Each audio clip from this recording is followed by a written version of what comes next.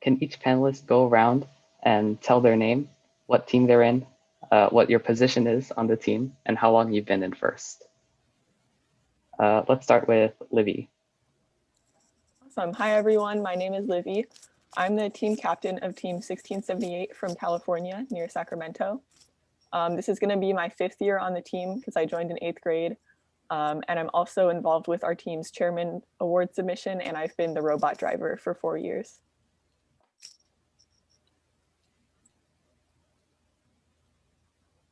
Next, Michael. Hi, I'm a coach and mentor for FRC 7272, which is the High School for Environmental Studies in New York City.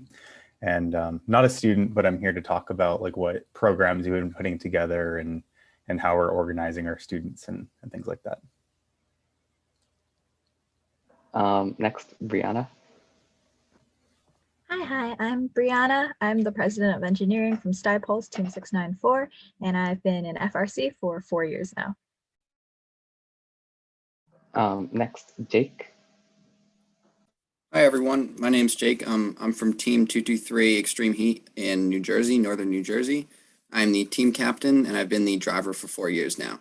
I've been in first for 4 years. Next, Krishna.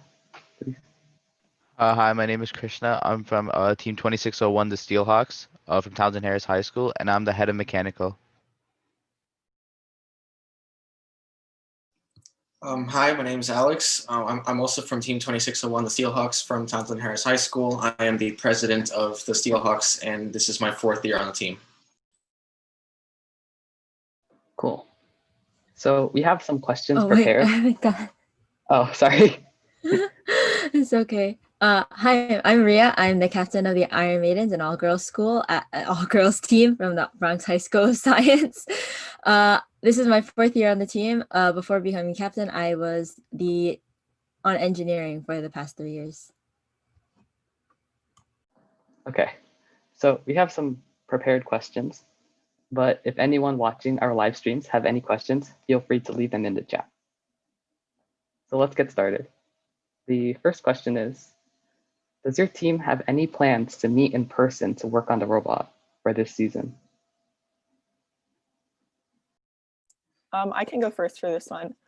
So actually about 2 days ago, our head coach met with the principal of our high school, and we were actually able to get a plan confirmed with them to set up a cohort system for this season.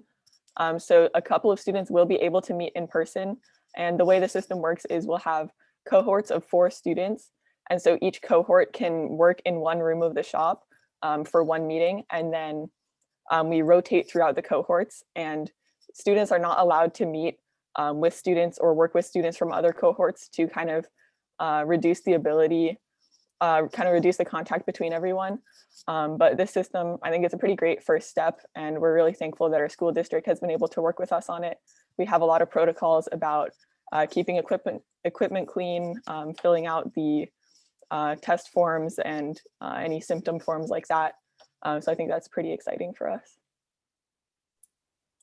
We have a relatively similar situation in our school. There's a moratorium on all clubs and after-school activities in our school, so we're not allowed to meet after school. But what we are able to do is during school, we're able to get out of some classes, and then we're able to take classes that we take within the engineering department of our school per se, and work on the robot during that time.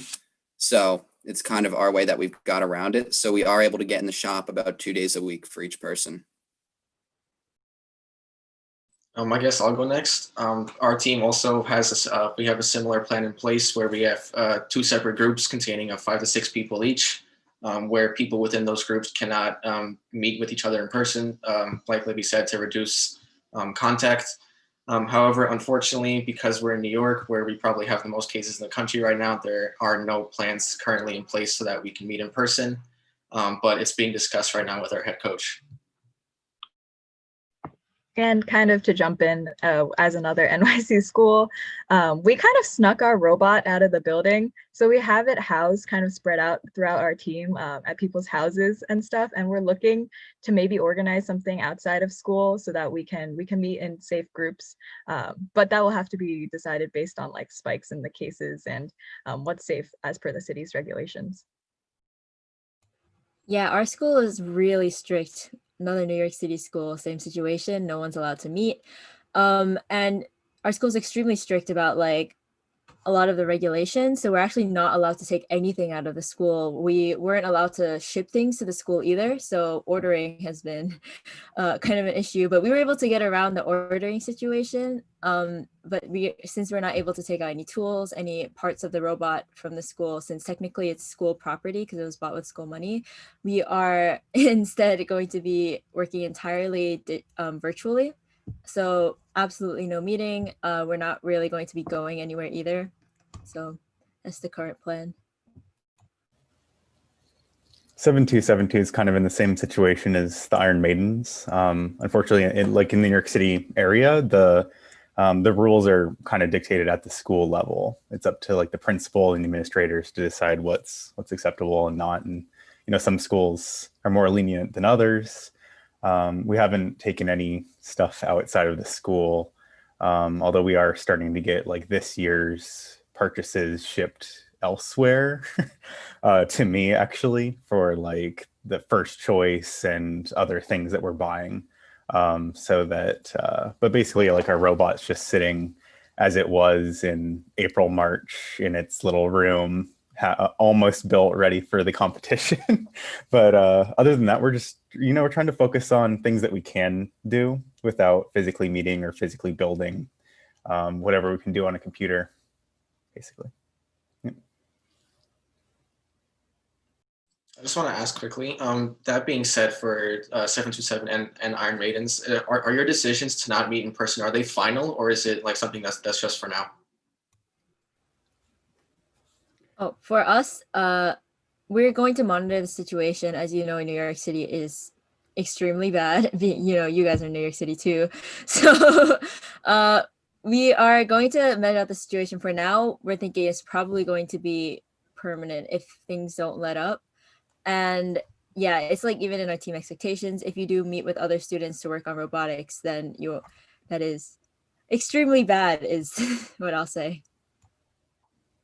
Yeah, right now we registered for the season anyways because we felt like it was worth it, especially with the basically free giveaway NASA grant and the No Carpet on Wheels grant. It was $550 for the year, right? So why not see what happens? And yeah, we're monitoring, and we're planning on doing the more virtual competitions. I assume that teams that actually have access to their robot will partake in the at-home challenges where you set up the court and you do virtual challenges and record that. But we're more focused on the other challenges where you don't have to meet or have access to the robot right now. But we'll see how things go depending on the vaccine and the decisions for New York City Department of Education. It's possible that things might start happening later before the end of the school year. All right. Our next question. Oh, You're good. You're good. okay. Sorry. Our next question is, how did your team recruit rookies this year? And were you able to do that in person, or did you have to do it virtually? I can start out for this one. We decided this year to make that our biggest thing. We've been graduating quite a few members over the past few years, so our team's been gradually shrinking a little bit. So this year we really wanted to get a ton of new members and really train them for next year. So what we did was we made just a basic form for everyone to sign up, and then we distributed that on our school's social media. But we also sent it out to all the math and science teachers in the school and asked them to give like a 5-minute promo for the robotics team because they're generally pretty supportive. And we got a really good response from that. So I think we have more new members this year than we ever have in the last 4 years at least. Yeah, yeah, oh, sorry, go ahead. Oh no, it's okay, you can go. Okay. Yeah. So for Stuy we kind of did something similar. For our school, like all the student body is pretty heavily connected via Facebook. Like everybody kind of has a Facebook account and are in certain groups per year. So that made it really easy to advertise, and that's how we generally do it every year. So yeah, we put a lot of focus on what we can do and how we can engage them virtually this year. And we spend obviously like a fair amount of time for the beginning of our year doing newbie education and things like that. And honestly, retention has been surprisingly good. We had some pretty low expectations this year, considering that obviously we weren't able to meet in person for all of September, all of November, all of October. But yeah, things have held up, thankfully. Yeah, it's been pretty much the same situation with us. Our recruitment for this season at least was pretty chaotic since kind of the handover from last year was a bit of a mess. But I think we got a really great turnout of students. And we have an interview system. So we actually, to our surprise, got more applicants than we were able to accept, which was a relief. But our main method of recruitment was kind of using our district email blast system. So our head coach was able to get an email sent out to pretty much the entire student body of our high school. So we were able to get a lot of students from there. And the retention has also been pretty good. We haven't really been losing a lot of students, which is a really big relief for us. I can go next. So for our team, Team 2601, we've had a virtual club fair in order to show like new students as well as old students, like to kind of persuade them to join the robotics team. And additionally, our science teachers are also very supportive of like robotics. So in their classes, they would often like take a little bit of time to just shout out the robotics team and like convince students to join. And another thing we did was with our social media team, we have like different posts. So like we have different fundraisers and stuff where students would be able to see like, oh, what is this team about, and to kind of get them interested in robotics. And a lot of it has been our social a lot since like everything is virtual. It's kind of hard to do like in-person things to persuade people to join. So we've heavily depended on social media, and I think that was one of our strongest points coming into this year because we've always had a strong social media team. So with this pandemic and being online, we were able to like use our online resources in order to get more students to join the robotics team. And overall retention has been pretty good. We've been keeping students interested and more motivated to join and stay. I just want to Is add it- on briefly to what Christian you can said. go. I'm sorry for interrupting. Like Christian said, we had really good retention this year. I think we topped out at around 80 members, which is the highest we've ever had. And of all the newcomers, I think we had 35 rookies and only one of them left. So I think that's a pretty good percentage. This is a kind of weird conversation to have with us. Our higher ups, I guess you could say, like even above our uh advisors, the faculty advisors, they said that we can't accept anyone this year because we have two teams in our school, and because of that our budgets are spread out pretty thin. In order to during a regular school year go to competitions and stuff, we have to limit the number of students that are on our team. So we are pretty much capped at 50. Otherwise, it's going to cost too much for like to take people to competition, to buy food for when we meet off of school hours. So we are unable to have the tryouts that we normally do to figure out who to accept. Luckily, we are being in part of a STEM school, our team is pretty famous within the school. And also we did participate in our club fair and had interest meetings to be able to build that interest. I'm so glad that we were able to get like 100 few emails in our email list. But how we kind of got around we are not allowed to have any tryouts, not allowed to accept any people, is that this year we're gonna basically have a kind of trial run for all of we call them prospectives because technically they're not rookies, they're prospective members on the team. And they will basically be allowed to just join our meetings whenever. And they can we'll have all of our meetings available on like Google Calendar. Right now we're just sharing them on our Discord. And they're able to hop in on the meetings for the departments that they're interested in, see what the environment is like. We won't be able to teach them directly, but we do have a Google Classroom set up with joint with the cyborgs, the other team on our school. And through that Google Classroom, we're actually putting up resources like presentations, videos, other like resources that our team has come up with, and posting those on the Google Classroom so perspectives can gain that information. And then when they do try out next year, we'll be accepting a lot of people because we are losing a lot of people. Then we'll hopefully be able to get members that do have some sort of knowledge about what we do on robotics, since they did those like lessons on Google Classroom. Sorry, just to ask a quick question. If this like social distancing measures remain in place until the next school year, what do you think Iron Maidens is gonna do?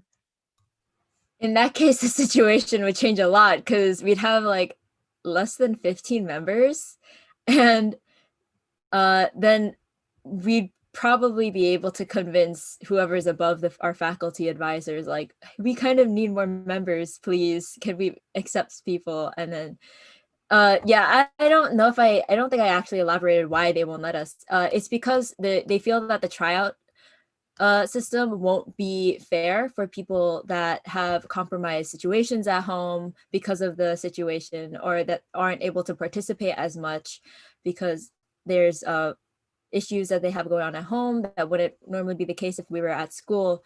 So in order to keep things fair, hopefully that we can just have the tryouts next year and accept more people. But if that's not able to happen, then we might have to make some compromises. Hopefully they'll let us do that.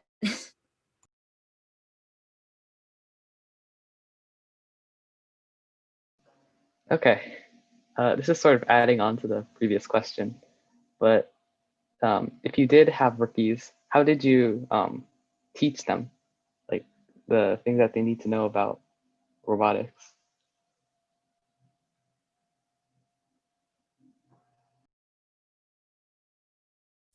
Okay, I can start off. So in the off season, all of our training was done over Zoom, except for our fabrication team, because they're working with machines. It's kind of almost impossible to teach that over Zoom. So what we were able to do was kind of steal away some of the machines in our machine shop and bring them to people's houses and put them in their garage. And so that way students were able to learn how to use certain machines that were a little bit more portable. And we were also lucky enough to be able to do something similar with our trailer that we would normally use to transport our robot to competitions. So a couple of students have had our trailer sitting outside their house with our entire pit set up in there to get some experience with hand tools. As for our programming teams, a lot of them are just doing kind of assignments and homework with code just virtually and helping each other out. Similar situation for our business and media team as well, since a lot of their work is more virtual computer stuff. We have a similar situation with what we're doing, trying to bring some stuff home. I currently have a 3D printer sitting right over there. We brought home the parts of the robot are with the programmer. Different machines are with different people. So we've kind of, and the administration's been very supportive of us trying to get people to learn at our school, which we're really fortunate about. What we're doing for kind of organization wise this year. So Wednesday is like our general meeting where everybody's in the same Zoom meeting. And we do like teaching Wednesdays. So about an hour and a half each Wednesday we split up into mechanical, so that's design and engineering, and then programming or business. And each of those groups runs through some certain things. Right now for engineering, we're teaching CAD. We're going to move on to just some basic engineering math. And then we're also trying to cycle the kids at least one time through the shop during this year, so they get the idea of what a normal year would actually be like to increase retention.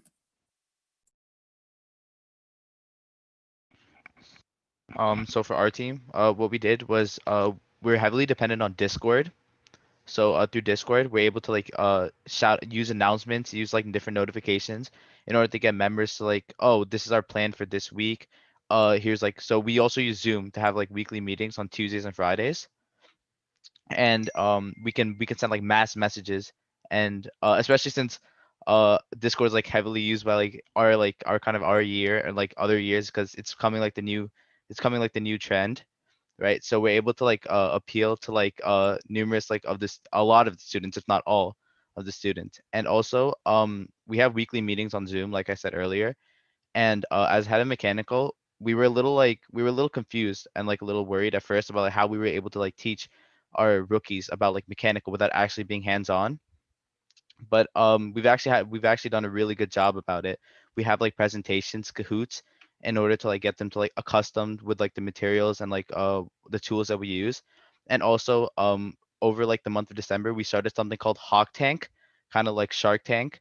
So we gave them the deep space game and split them up into different sub teams and asked them to design a mechanism that would like complete the parts of the game for deep space. And it was actually really good. Like we didn't really help them much. We were kind of there as guidance, like similar to like coaches kind of. And they did really good because they were like able to pick for themselves like the building process. Like, oh, I can use like this research, I can use this tool. And they actually CADed and they used Onshape as well because we had taught them Onshape and like they used Onshape to build their own CADs. And our next plans are to kind of get them involved in like combining all of that together to make a robot and then moving on to teaching them about like this build season and like how we move forward.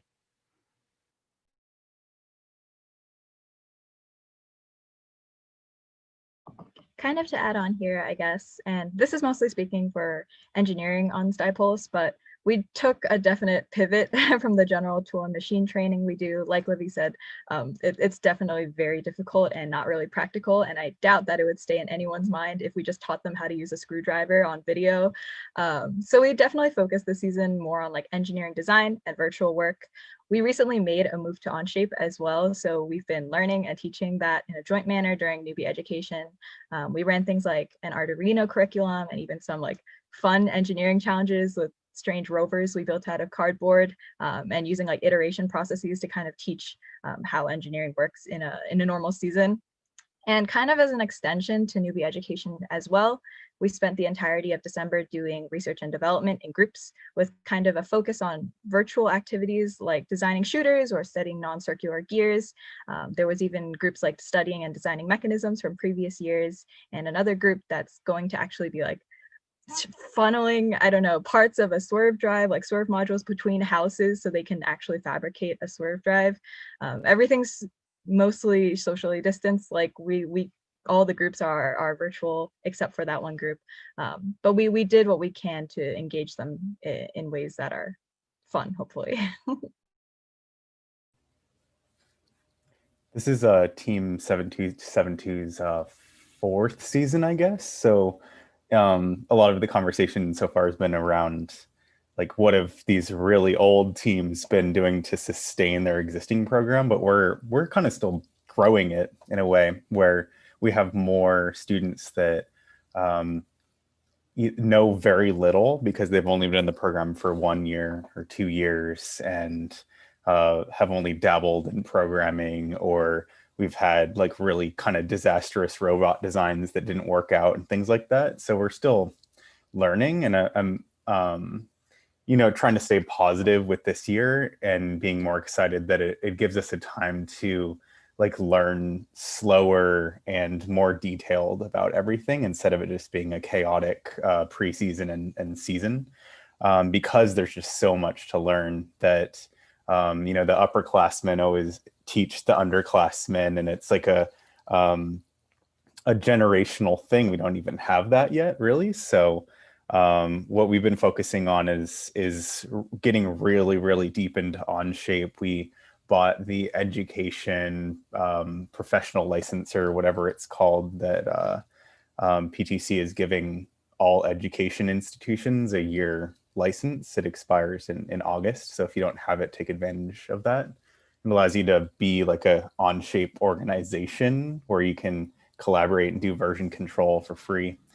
And we did YouTube tutorials, had students follow, all independent work on our team, where it's just like an assignment is posted on our Google Classroom, watch this YouTube tutorial, follow along.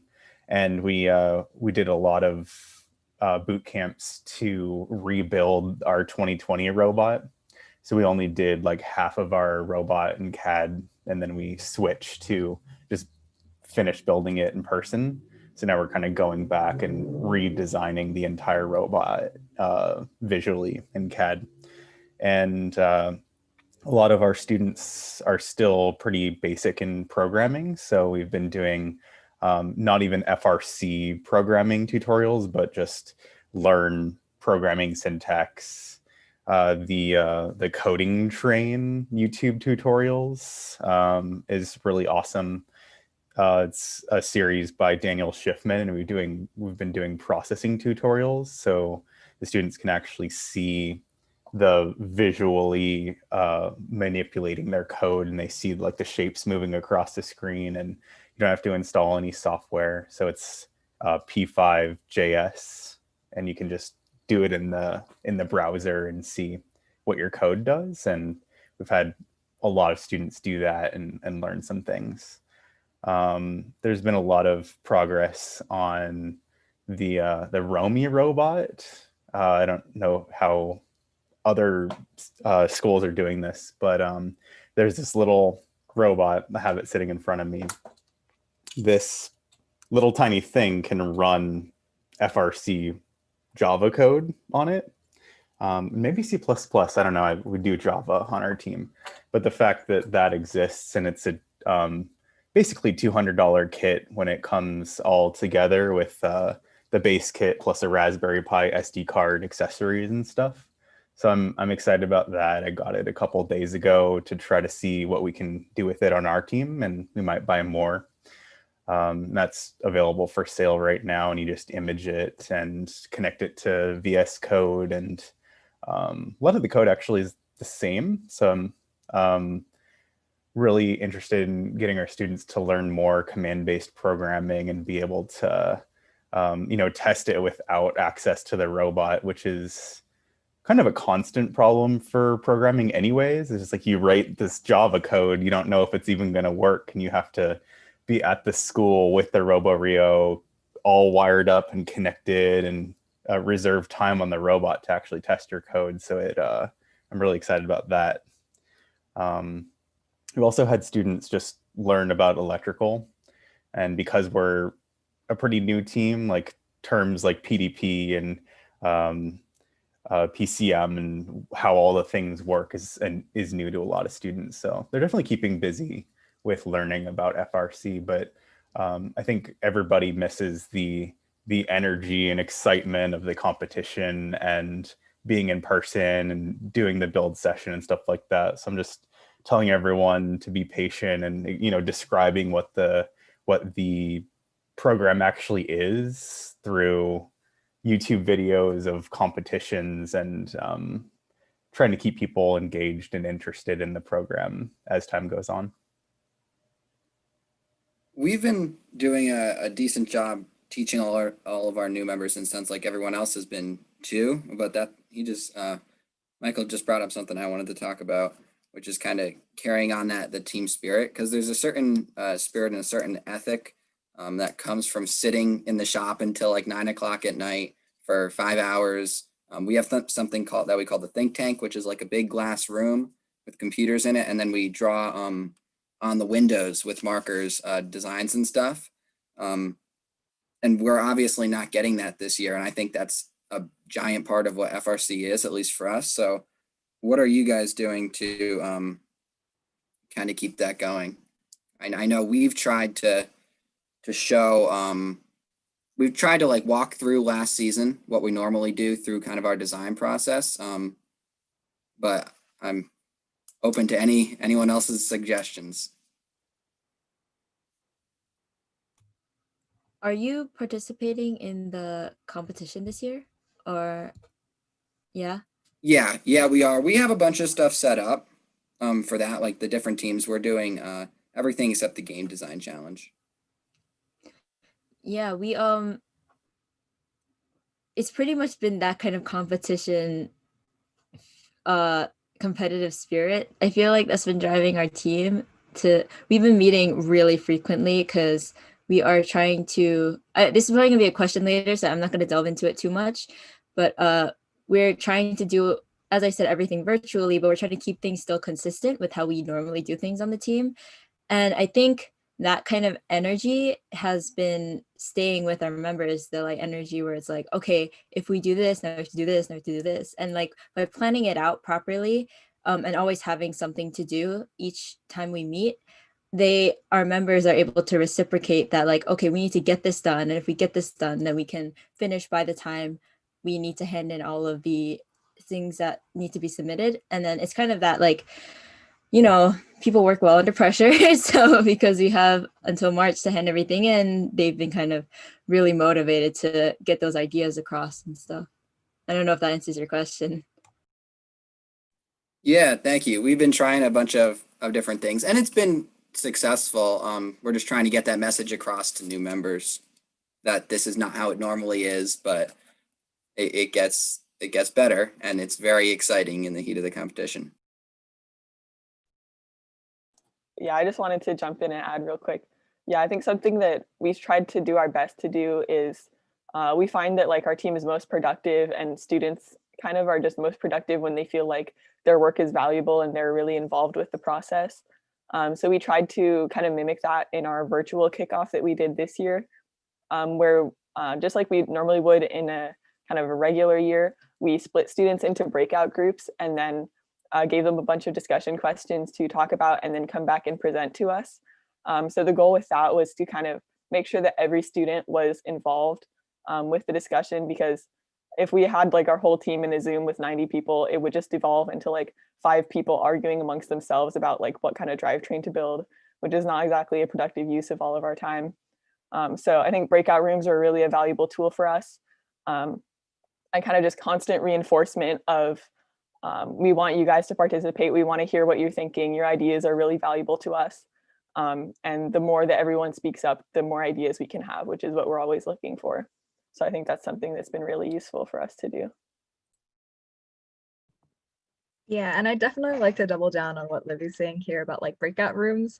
I think our team has been really big on trying to get students into like groups that are as small as possible and kind of building their way up into larger groups, sharing out.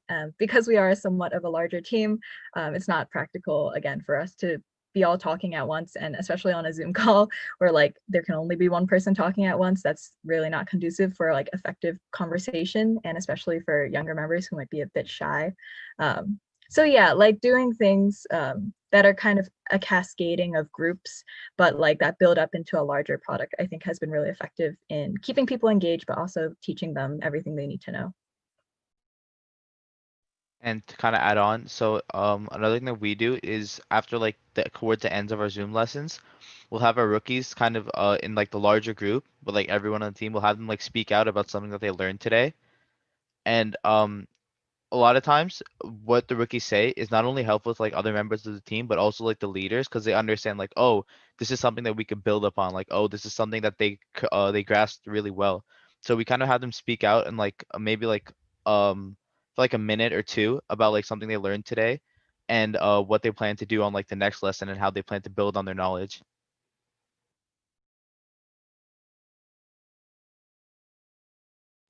All right. So the next question is, how will your team function throughout the virtual build season? Like, what's your general roadmap or plan?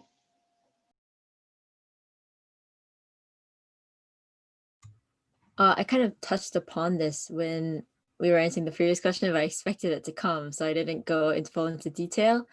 Um, so as I mentioned before, we want to simulate a regular build season as much as possible to the extent that we can while keeping everything virtual. So how we do that is we are going to be working on the part of the design challenge of the Infinite Recharge at Home, where you don't compete, you just present the design of your robot. And it's not required, but we're thinking of creating a technical binder so that we can just like have everyone write down. And then this isn't something that we've really done in previous years properly. So hopefully it will start a tradition that we can continue on and help retain the knowledge that we learned this year.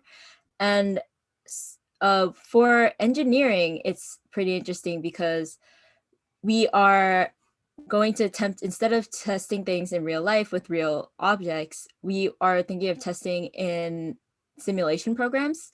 One of our mentors is skilled in using ANSYS, so they are willing to teach our members. And we think that it's a great way to kind of keep building knowledge that we are pretty much only able to take advantage of during this year, because now we don't have to spend time building things. We can spend time teaching people how to CAD and teaching people how to use these simulation programs, which is a much more advanced step. And I think it's a really great step in the forward to advance our team. But for our other departments, they've also been working on using programming is thinking of using Gazebo to simulate an actual field, maybe see how our robot works on the field, how their code affects the robot. And then also using simulation programs just to test their actual code. And the electronics department is odd because they don't really have simulations to make. So instead, I said that we have been able to figure out the ordering and such. I've been thinking of spending some of our, a larger majority of our money than we usually do on electronics, so that we can get them a bunch of things that they normally aren't able to get their hands on, because either all of our money is going to the robot, or they just don't have time. So because they have all this time now, I'm hoping that they'll be able to use this time and that money that we give them to be able to learn some new things that they weren't able to before.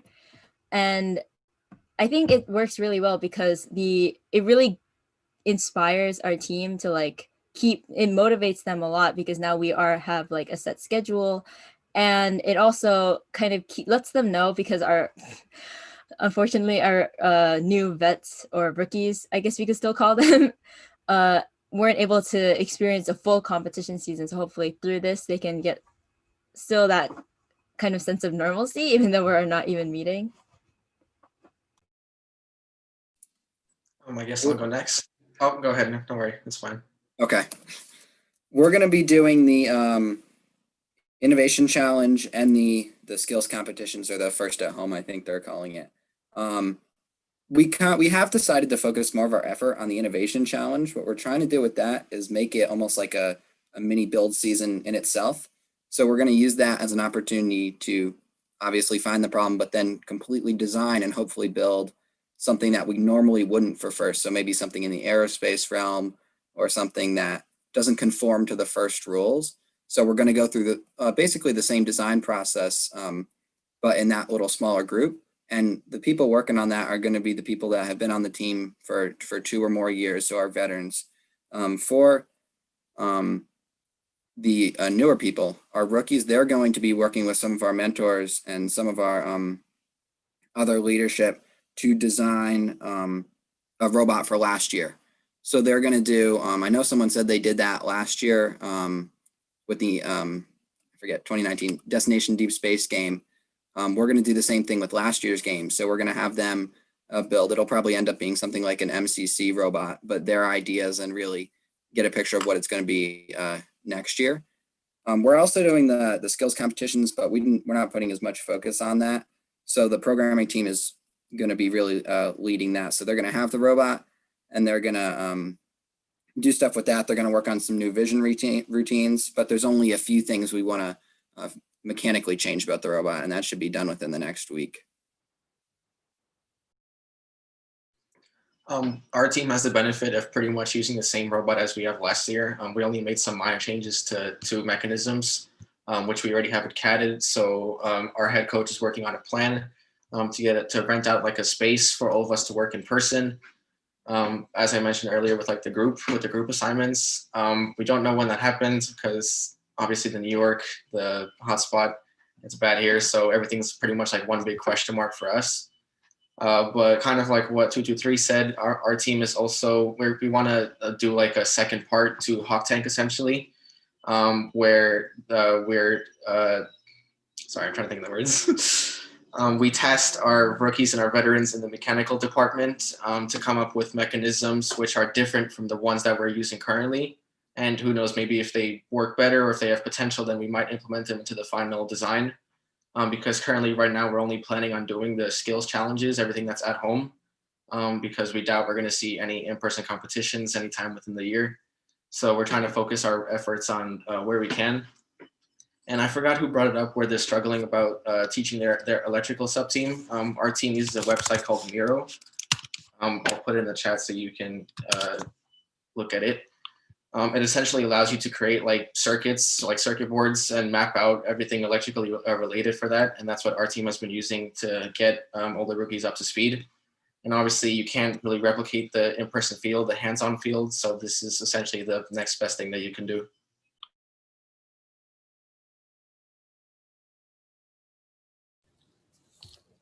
My team is focused on the game design challenge first, which I think is a little bit different than what other teams are doing. And I think that works good for our team because we're majority rookie members, and a lot of the students really need some background on what FIRST is. And I feel like the best way to do that is to actually watch a lot of YouTube videos, read past game manuals, understand like what an FRC game is, what kind of challenges there are, understand different strategies, and try to come up with your own that fit the program, and then design some example robots based off of that. So I think that it helps everyone kind of understand, when they haven't seen it in person, what this whole program is about, and hopefully get some of that understanding and team unity around that, again, with the culture and drive of the competition.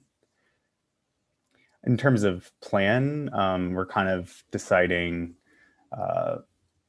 depending on how many students actually enter the program, which we're still figuring out. We're probably gonna have a couple competing teams creating alternate game designs, and then coming together as a team to vote on what we think is the best, and then driving that through and submitting that to the competition.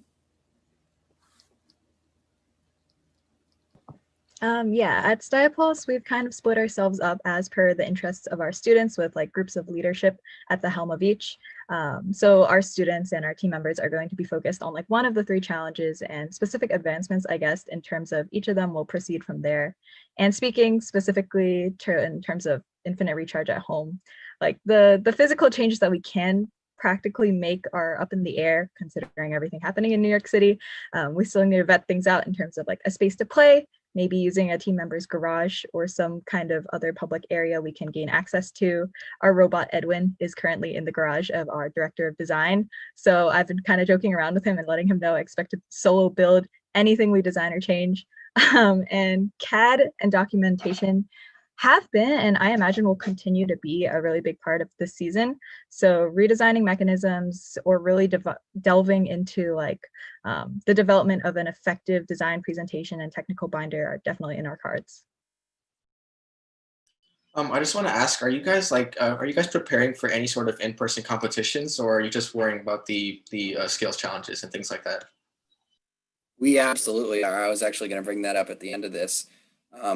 One thing we're keeping in the back of our minds this whole time is we're making sure that the robot is always ready to go back to its current configuration. We were really confident with the design that we had last year and the way it turned out. Our competition last year got canceled an hour before load-in, so that really was not great for us. So we're still ready to go. So we're hoping maybe in June or July there'll be some off season that we'll be able to go to, just kind of a last hurrah for the seniors. Yeah, My it's kind of. condolences. Oh, sorry. No, sorry, I just wanted to say my condolences. Yeah, condolences from us too, because the exact same thing happened to us. We were all the way out at St. Louis and like unpacking our pit, and they were actually like, just kidding, you can go home now. It was a pretty big shame. But I think our team is we're kind of expecting not to compete in person. We're kind of banking on, or I guess we could say we're kind of predicting that FIRST will wait until the World Championships, which they've already delayed, to consider doing an in-person competition. But I think if that were to change, we'd probably be pretty prepared for it. As for the other 2 challenges, our team has been working on them a lot, because we're planning to submit for all 3, since a lot of like the niches of the innovation challenge and the game design challenge kind of fill some of the groups that have less to do this year, namely our strategy team and our software scouting team. So our strategy team has kind of transformed into our game design submission team, because they're already really familiar with like analyzing games, figuring out how scores work, maximizing points, that kind of thing. And our software scouting team since it looks like a lot of our ideas for the innovation challenge were related to apps or websites of some kind, our scouting team is going to have a great way to use their skills that they normally wouldn't, because we're not really expecting a lot of in-person competition this year. Yeah, I forgot to mention that not only are we participating in the Infinite Recharge at Home challenge, we're also doing the innovation and game design challenges. I had to limit our members to only pick one, because I do know that there are members that would do more than one and they would cry because they have no sleep for the next 48 hours. So I had to put a cap on that, but I do know that I did send out a poll to see like what did our members want to do, and those were the number of like, this is super cool and we want to do this. So like I want to let them do what to do. I don't want to like limit them. So we are meeting twice a week for that challenge as well, just so they can, not only so that they can like, you know, do something that they're interested in, but as Michael said, it does help with figuring out, with like learning more about programs. Also, as Livy said, it helps our marketing team really get involved. Usually during meetings, they'll be taking photos or taking videos of what we're doing, because they would post it on our YouTube channel. But because they can't do that anymore, they are having a lot of fun with participating in the innovation challenge and doing things like working on podcasts and stuff. So yeah, we really focused on doing the technical challenge because we do want to retain information. And I feel like if we didn't do that, or if we just ignored that, then we would really like lose a lot of information that we learned. I feel like people would just forget how to CAD and stuff. So I think doing that, like figuring out that balance is a little difficult at first, but I think we've got it. Okay, it looks like our members are doing well.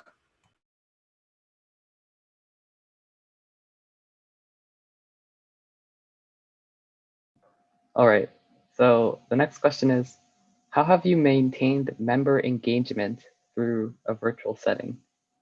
For example, how do you get your members to keep their cameras on and participate in discussions?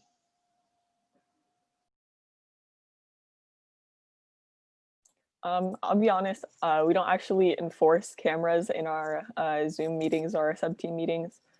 So usually we actually have a lot of people with their cameras off.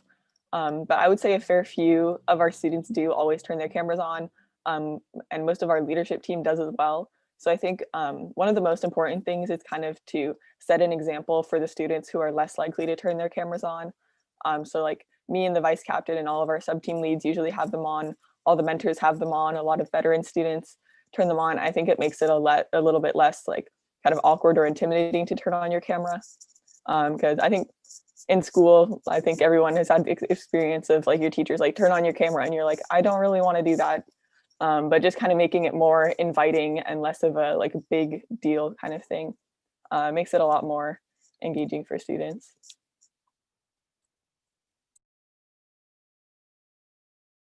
Our head coach actually set up some sort of competition within our team, whereas that if you are able to turn on your camera and keep it on throughout the entire meeting without someone reminding you, your name is entered in this hat. And every single time you enter a meeting, your name is entered in the hat with your camera on. And obviously, the more time you have your camera on, the more papers you have in the hat with your name on it. So he essentially created this little competition where it's sort of like a raffle, pretty much, if you think about it. So he'll write down your name if you have your camera on, and then towards the end of the year, he's gonna pick out of the hat, and he's gonna give someone a grand prize of something to be determined. But that's what we've been doing, and so far it's working.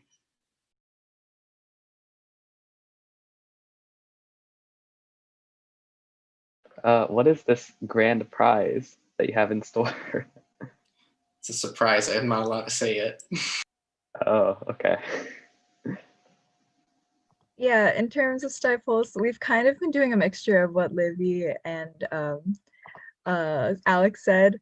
It's kind of casually enforced on our team. Like, we really encourage it, and all of our leadership have their cameras on during all the meetings, just to kind of goad people into knowing that this is kind of a space where it's fine if you have your camera on. And if you don't have your camera on, like, you can just like tell kind of one of the leadership or the mentors, and we'll like try to work that out with you. And we've kind of been joking around, but like semi-seriously been like encouraging people, saying like, oh, we'll be setting up some kind of prize system and we'll send you cookies if you have your camera on. But that is kind of like to be determined as well. I think as part of the engagement aspect is having fun, and doing things that were part of a community and a group, but not doing things specifically robotics, like talking while everybody's still joining the meeting at the first couple minutes about school or news or anything, and having a party or just a meeting where we just have a social gathering every once in a while and just do cahoots or talk about anything unrelated to robotics, basically, just to keep everybody, engaged and having fun and social, because a lot of that aspect is missing in our lives right now, right? So I think that also helps keep people's cameras on and engaged in the conversation. And even if you can't have the camera on, we encourage people to always be chatting in the chat. We use Google Meet, and people, even without the camera, will speak up on audio as well. So in every level of engagement helps, I think.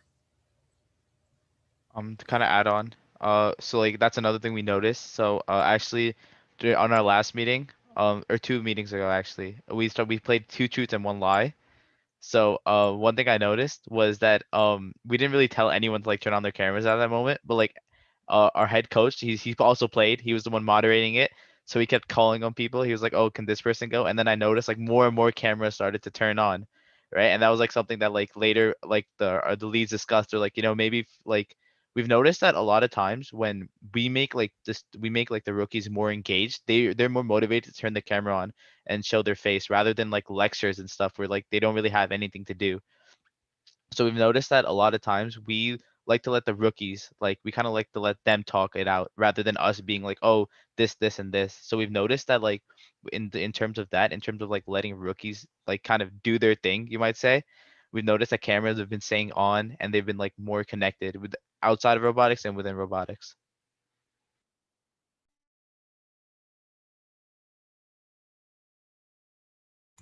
Yeah, we don't really enforce cameras on either on my team. I think that it I feel bad trying to enforce something like that, especially since you don't know what the situation is at home for some of our members.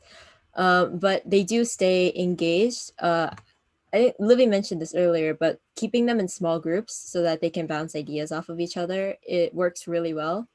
And I just try to enforce, like, I don't enforce it. I just like, what is the word? Encourage. I like to encourage them when they do turn on, or like when they do like share. I get like really I like get really excited when I see, like, go into a room and they're like screen sharing their screen and they're like drawing a picture on it and like communicating their ideas, and they're all like super engaged. So I think keeping those small groups, and especially our leadership is always very open, very um, willing to incite conversation, but I do appreciate them a lot for kind of staying a bit on the quieter side and then letting our project heads, who tend to be younger, newer members, since our leadership is more seniors, our project heads tend to be sophomores or juniors that will have more time on the team. By letting them talk, they help build their leadership skills, and then they encourage the other members that are, the same age as them, they might be friends outside of the team, and it kind of like encourage them to have this like conversation. And then of course, as mentioned before, we do like to talk about things that may or may not be related to robotics.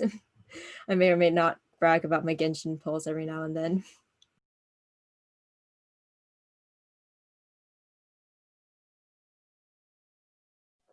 All right, so the next question is, how has a remote environment affected your outreach efforts?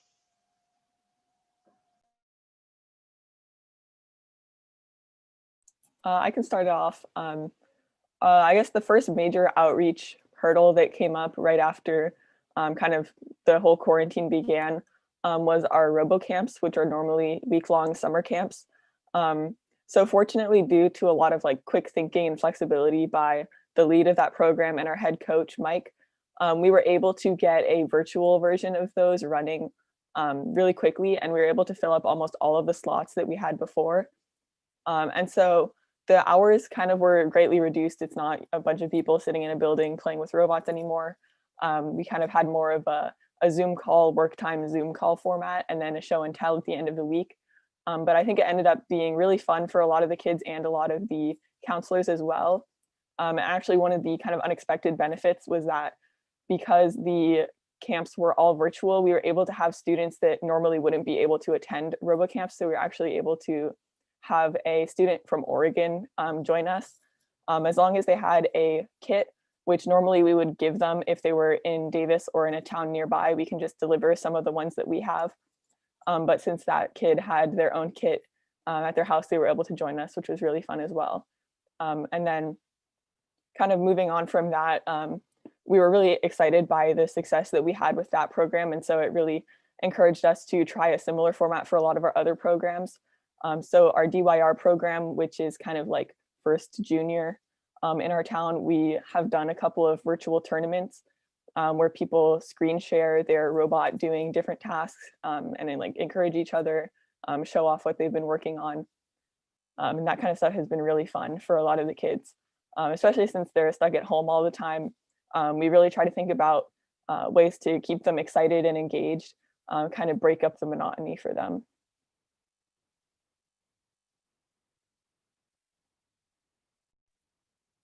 One of the, I guess we consider outreach things that we've done. So in our school, we're really the only club slash team still going. Everything else is pretty much canceled. Sports are like off and on, but they're generally off because obviously because of the situation. So we redesigned the school's cafeteria in the past 2 months. We've been fixing some stuff up for a lot of these other clubs that don't have the opportunity to do it. We've done in the past some stuff for the Special Olympics. So we've been trying to keep that stuff going on. So using our kind of area of expertise to help out our school.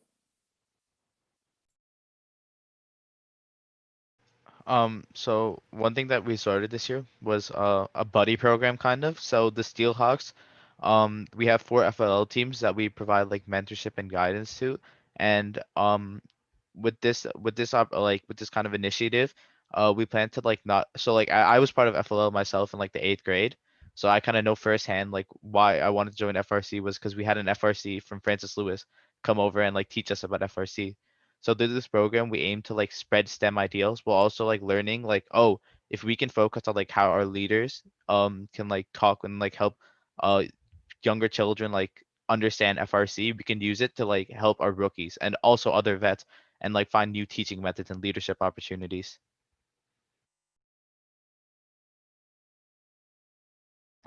For Stuy Pulse, it's kind of been a little bit on and off in terms of how we've been dealing with it.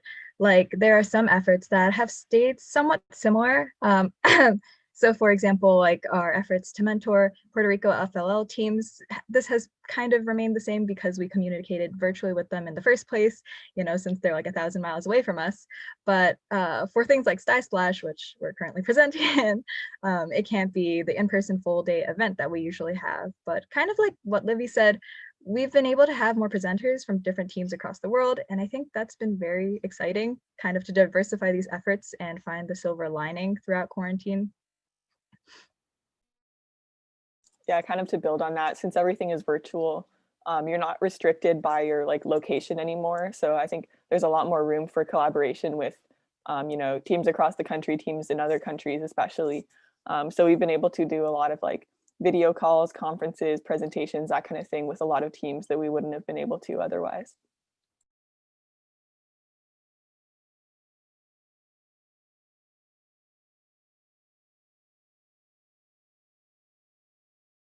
All right, so the next question is, this is pretty general, but what are some of the difficulties you have encountered during this season and what have you done to try to resolve them?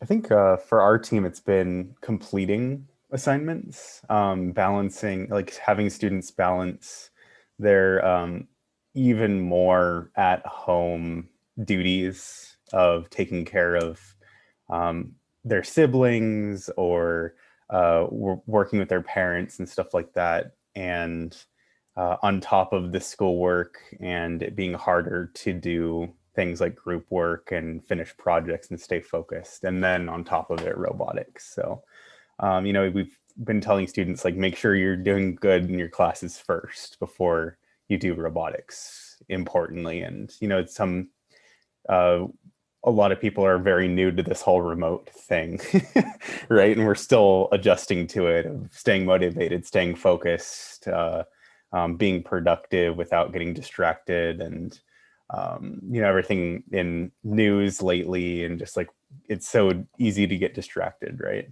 So I say that our biggest struggle is just getting people to complete things and stay engaged and stay successful. We've had many students finish everything, so there's also a balance of like everybody's kind of a little bit bored, so they're able to contribute more time to doing the remote activities. Yeah, kind of in a similar vein to that, something our team has struggled with, especially in the off season, was keeping all of our sub teams engaged. So like a lot of groups, like I mentioned earlier, our scouting group or our fabrication group, pretty much all their activities were kind of unable to be done virtually. So I think that it is pretty fortunate that now we have the details of the skills challenge and innovation challenge to address that a little bit. But a lot of sub teams were having really, really short meetings compared to other sub teams. Like our design and business calls would go for like an hour and a half. Meanwhile, a different sub teams would be like 10 or 20 minutes just because there was one presentation to do and there wasn't anything to kind of experiment with or keep working on, which is a bit unfortunate. Yeah, and I think that being kind of kind and accommodating in terms of like mental health and physical health as well has been really important during this time. Like the Stuyvesant High School, which is the school that Staples operates out of, is pretty high strung and cutthroat as a whole. So schoolwork and schedules have not really let up despite all the chaos of the pandemic. So kind of to accommodate that for our members, we've been keeping a reasonable schedule. We think that's not going to attribute to their burnout, I suppose. And leadership especially has been making an effort to reach out to our members, and not only in terms of robotics work, but also on a personal basis, kind of check in with them to make sure that they're doing okay, be an open ear and a confidant in a time that's very difficult for everybody. And we've definitely had to make considerable accommodations in that regard in terms of like their family situations and their mental health, just to make everything as comfortable as possible for everybody. I think one of the biggest challenges we faced is reaching the teachers. That is the first thing that comes to mind, is reaching the faculty advisors. As I said, a lot of the things are changing above, like the faculty advisors. They've come down from wherever they hail and tell us information from them, and then they just leave, and it takes like forever to get back to them. And of course, it's totally not on them. I completely understand that this is a really difficult time for teachers, and that their schedules are super packed. So it is a bit difficult to operate when they are so busy that it's difficult to get meetings with them. I'm super grateful for everything that they've done for us, because I do know how hard it is for them to kind of work with us and then also work with all the things that they have under their belt. But yeah, they've been it's just, bug them until they remember to do the things that you ask them for. And then they were able to get us, a budget so that we can buy things. And then we do have some more rules. Like if we want to order things, we have to be very careful whose house they go to. We have to be a lot more strict with the order form and stuff. But yeah, just like, you know, reaching higher ups to be able to make sure that everything we're doing is okay, it was really difficult. We can't have team meetings without our teachers either, which is another thing. Like, we're not allowed to hold full team meetings. And we are only allowed to hold them on certain platforms like Zoom and Google Meets. So with a lot of like restrictions on how we can meet, it's been a bit difficult to get around them, but I think we've done okay. As I mentioned, small groups do build conversation. It inspires other people to talk that may not talk if they were in a larger group. So I think we've gotten around it pretty okay. I think our team's main issue was trying to teach people something that's meant to be hands-on, trying to teach it virtually. Obviously, robotics is something that involves a lot of dirty work. And I know we struggled with the entire board and extended board met throughout the months of July and August to try and think of plans to set up for the virtual year coming up. And we all agreed that we were going to teach this year as like, because we don't want to essentially add on an extra 2 hours worth of school. Because our school meets from 8 a.m. to 2 p.m. every day. And we don't want students to sit behind a screen for an extra 2 hours just listening to people drone on and on and on about things that they might not find interesting already, because obviously they don't get to experience the thrill of something in person. So what we've been doing is we've been managing that by using certain, I guess, fun websites, you would say, that Krishna mentioned earlier, such as Kahoot. And another thing that we use is a website called Zoom Pictionary, where you would like press out pictures on a screen and try and let people guess what the picture is. So we use that for tools. We use that for parts that we use. And as for the part I mentioned where we don't want to keep it, we don't want to make it something like school. Just try and add like fun things, like fun assignments or fun games with your team as soon as the meeting ends. So I know Christian mentioned this earlier as well. When lectures end, we'll stay on for an extra like 20, 30 minutes and just try and get people to just talk about stories or play quick games. And over the summer, we held like an optional team meeting thing where people came. We had movie nights together. We played games together. So it's just essentially trying to keep people from seeing robotics as like an extension of school, because it's really not. It's meant to be an escape. It's meant to be where your mind and your hand go crazy to do whatever they want. And it's unfortunate that they can't see this season the way it's meant to be because it's virtual, but this is unfortunately the best that we can do for now. Okay, so we've crossed the 1 hour mark, so we'll be wrapping it up around here. Thank you to the panelists for coming, and thank you for everyone watching today's panel. If you're watching the panel, be sure to subscribe to our YouTube channel and follow our Twitch channel. And that's all. Goodbye. Thank you for having us.